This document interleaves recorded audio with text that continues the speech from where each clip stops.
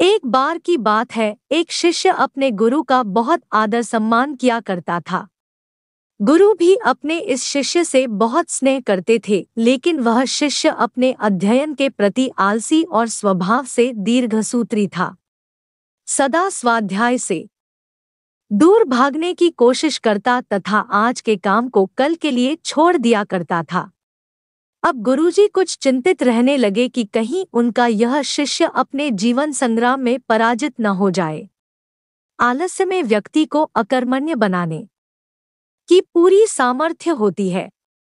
ऐसा व्यक्ति बिना परिश्रम के ही फलोपभोग की कामना करता है। वह शीघ्र निर्णय नहीं ले सकता और यदि ले भी लेता है तो उसे कार्यान्वित नहीं कर पाता।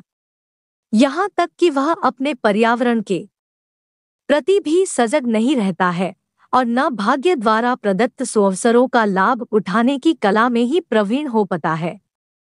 उन्होंने मन ही मन अपने शिष्य के कल्याण के लिए एक योजना बनाई।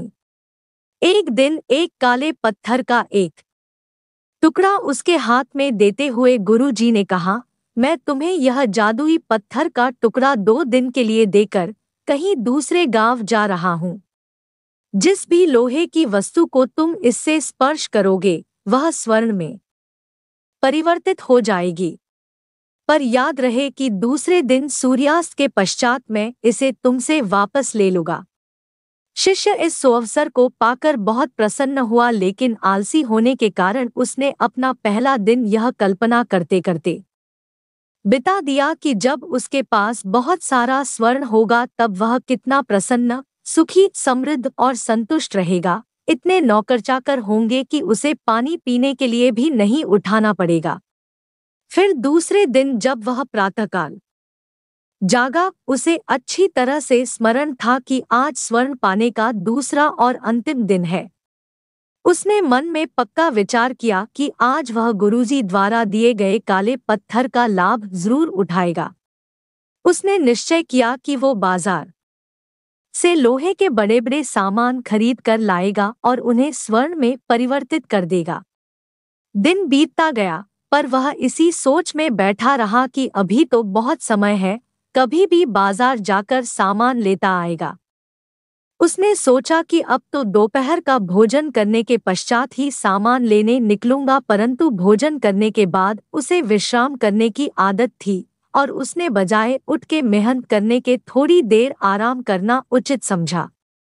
पर आलस्य से परिपूर्ण उसका शरीर नींद की गहराइयों में खो गया और जब वो उठा तो सूर्यास्त होने को था।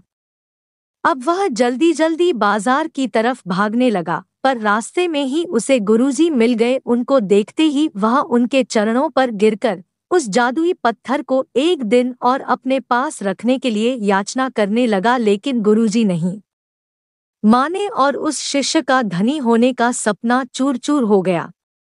पर इस घटना की वजह से शिष्य को एक बहुत बड़ी सीख मिल गई। उसे अपने आलस्य पर पछतावा होने लगा।